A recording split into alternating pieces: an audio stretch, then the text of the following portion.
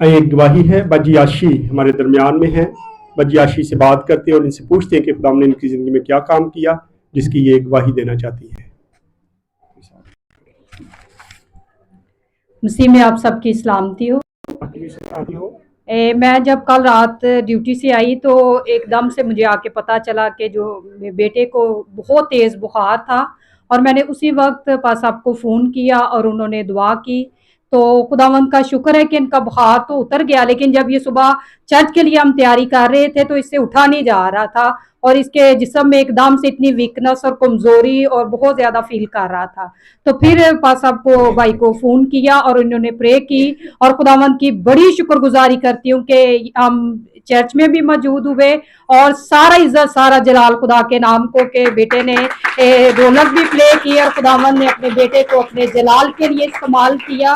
सारा जलाल यीशु के लिए है। खुदावंद की बड़ी शुक्रगुजारी करती हूँ। गवाही देते हुए घबराया न करें।